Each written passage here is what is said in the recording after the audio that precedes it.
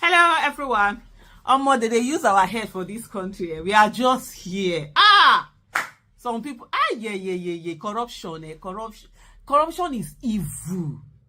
Anywhere that, people can come and use, corruption is evil.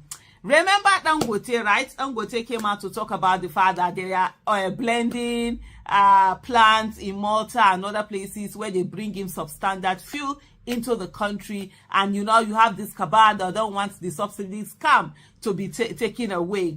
Well, a lot of things have been coming out in the open and stuff like that. But before I go on, let me allow you listen to Dangote, where he was actually making that accusation and also calling out the NNPC. He said NNPC staff and some traders that had connived to be part of all of this thing. So I will allow you go ahead and watch that video. Another complaint that I had, which I think the Right Honorable Deputy Speaker also raised with me, say, okay, why did we drop the price of diesel when we started? We drop it from, is it the bad quality we are producing or what? I said that no. Even at the 650 ppm and 700 ppm that we are producing was a better quality than what was, imported. And I'm sure, Your Excellency, sir, most of you have problems with their vehicles. Either you have had or you are still having problems with their vehicles. It's because of the bad fuel that we're importing into the country. I still stand by what I said. Go to filling stations, you can pick up and you can check the quality. That's the only way. But all this one, somebody will bring in a sheaf and say that, yes, this is the quality. Bring in fake certificates. This one, when we go ahead, we will say more. We'll say more in the sense that, we know where they blend this in. Some of the terminals, some of the NNPC people, and some, traders have opened a blending plant somewhere off Malta. We all know these areas. We know what they are doing. It's not that we don't know. And really, like what I said, I've been fighting all my life. Somebody now said, okay, Mr. Dangote, I heard that, some people came to your hotel to ask of your name, and you don't know who they are. You say, yes, they did. But look, I am a very, very fearless person. I believe so much in God, and I don't fear anybody. They can do whatever that they want, and I am not scared. I will fight head on. It's not a question of this, so they can do whatever that they like.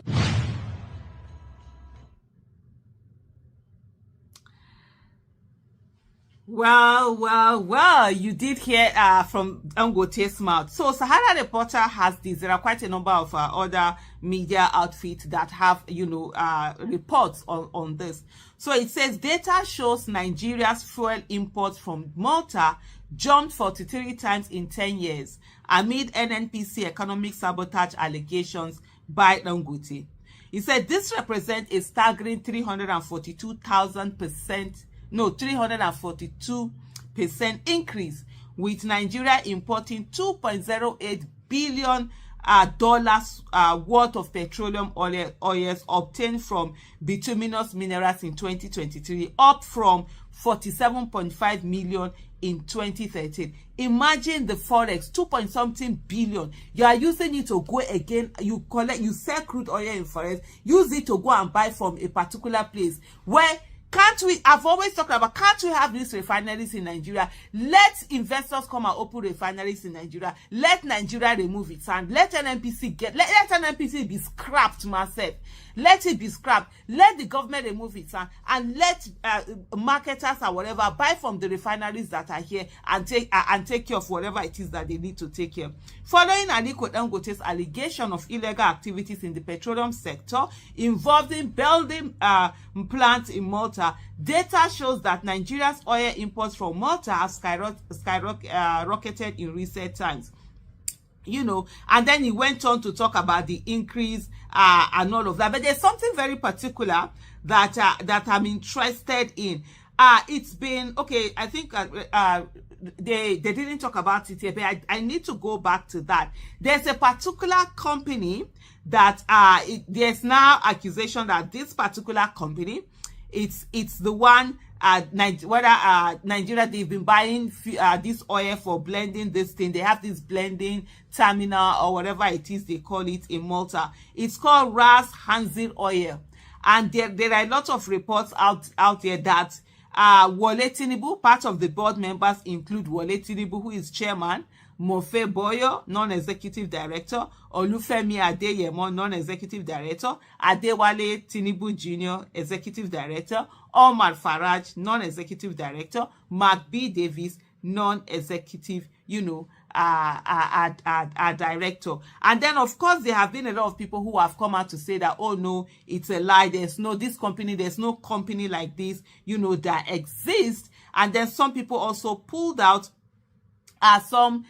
this thing to show, look, there's a Ras Hanzir that is out there. But there's something quite interesting. It's a very long article from Times Malta. I don't even think this video will be too long for me to be showing that. But they talked about, and I'm just going to read a particular paragraph that is in this long article. It says, in Malta, the three main onshore oil transshipment hubs are Oil Tanking Terminal Malta and Enemed Terminals, comprising Has Saptan and Ras Hanzir, and Mediterranean Offshore Bunkering Company, MOBC. All three of these facilities play an important role in Malta's booming local physical bunkering operations and international trade. So there is a Ras Hanzir, unlike some people who are trying to say that there's no company like this. And from what some of the reports that are coming out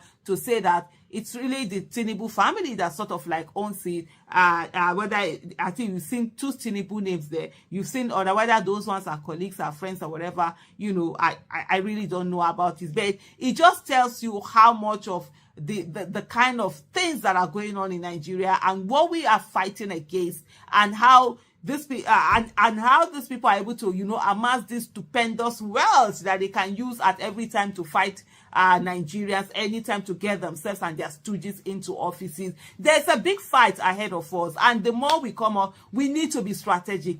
That divide and rule that they use religion, use tribe, use whatever nonsense that people are falling for. I am here to tell you that poverty, suffering, insecurity, the killings that are happening in the country, the kidnapping, they don't care about your tribe, they don't care about your religion, they don't care about your gender, they don't care about who you support. They deal with every one of us. And if we want this to end, we must be in a position to get in leaders who have empathy, who care about Nigerians, who really want all of this to end and also want the corruption to end. Guess what? Since after the election, nobody is talking about oil bunkering, the oil stealing that is going on. That is our wealth being stolen. Every day, Nigeria is losing millions of dollars. Imagine millions of dollars every day. What that becomes in terms of in a year. We are losing billions of dollars. The monies we are going ahead to go and borrow from, whether it's World Bank, whether it's IMF, whether going to China, whatever it is, these are monies that are being stolen by some Nigerians through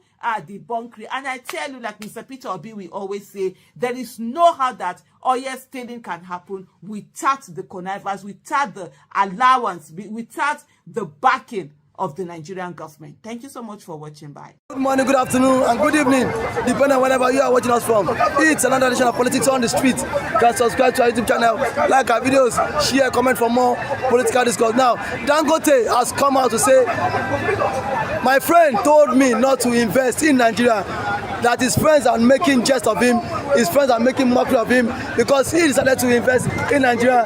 And now he has said he is likely to sell off his refinery. He said the cabals don't want his refinery to work. Who are the cabals? What is really happening in Nigerians? Why is the government giving out lacuna? We have 3 refineries, none is working, and a man is trying to build one, and yet the cabals have made sure that nothing good will work in Nigeria, sir. I I always celebrate Fela Anikulapo Kuti of the late legendary Afrobeat, for giving us an insight of what Nigeria is, what Nigeria will be, and what Nigeria will become.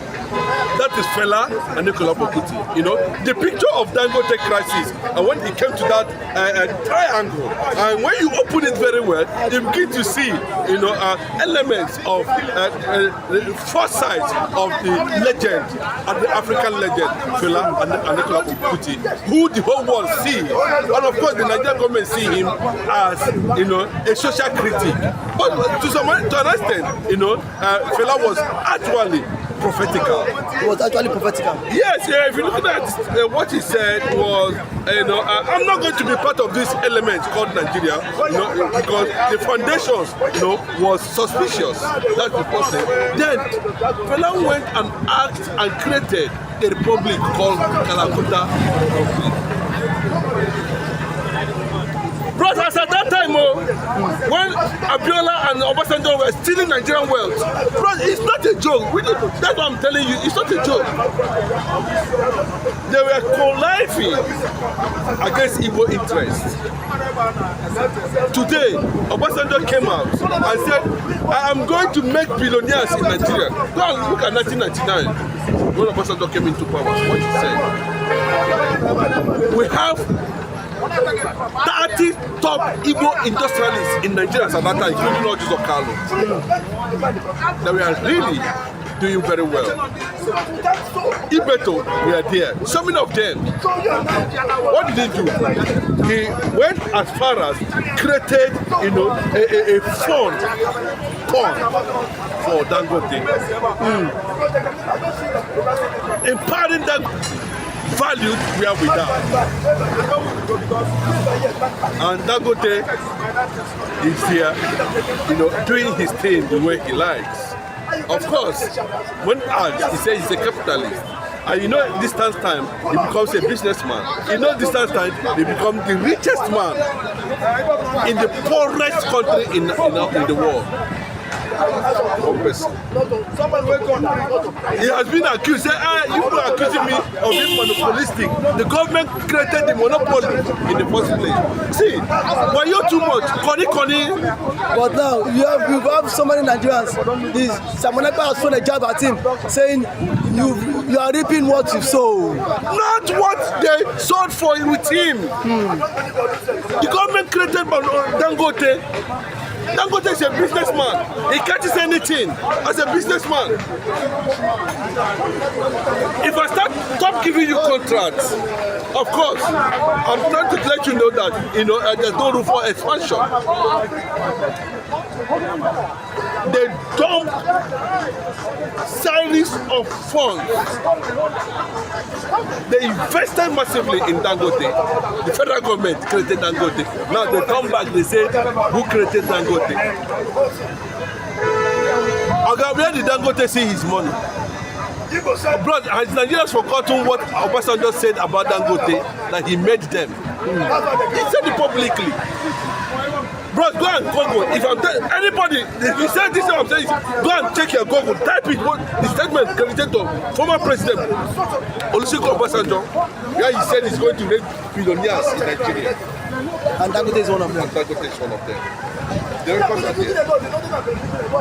They're not. We are not struggling because Tinubu came, and when Tinubu came, the first action Tinubu took was to invade Dangote headquarters with EFCC, because it is being believed that he has a forex deal with CBN governor. Shady deal. Then the Lagos elements, the Moshood Abiola boys, that is currently Yorubalizing Aso Rock now, are the ones that said, chuk. They want to take this Dangote Refinery so that when Oduwa Republic come, they will have something to leverage on. There's no oil in the southwest. They know what they're doing. They come from the back door. But unfortunately, by the time the North have realized where they are, the train would have gone 200 billion, that's like Bermuda Triangle. The North will not be able to catch up. Because when the Yorubas go to the North, he paints a particular picture about Igbo in the North. The Northerners too, you know, paint a particular picture about Igbo. Plus, in Biafra land, Niger Delta, where the crude oil is coming from, Dangote Abino get sense. You don't know, say these people. Now, when I call them, you know what the Yariba, what the Hausas call Yorubas is Yariba. You know the meaning of Yariba. Go and check the record. And that is why a lot of them need to reject that name called Yoruba, because they behave like Yariba people. Distance themselves. They are dishonest. That's the meaning. Yariba. They mean unstable. Unstable. They advise you against investing, building a refinery where the crude is. He said no, na Lagos. People like Asari Dokubo, Afon Shin, Afon Kita. What does that mean? Bro, I'll tell you, you could not see beyond their nose, or even agitate that the number of workers, people, will go to Niger Delta now. I mean, canoe you want take? How you want take pass? What is the road accessible? Do they have light? But yes, there is gas deposit, there is crude oil deposit, there's natural resources there. They don't have light, they don't have water. Dangote came. The Emir Sibanjo them, Babatunde Fashola, Bola Ahmed Tinubu, all of them. Build them for Lagos, build them for them. Don't build them for Lagos now. He built for them now. You don't time, don't reach them. Come collect them. Bro, they don't go give them more. So, are you sure? Bro, now, they're not going to see. He has already put it for sale. 20 billion. Where would I take? Make a rest. How can you have crude oil in Nigeria and importing crude oil from America? But NNPC said they've signed long partners with their partners in diaspora. Okay, let me tell you, they were there when they were commissioning it. You know, see vice president there, you know, see all the senators, all the legislators.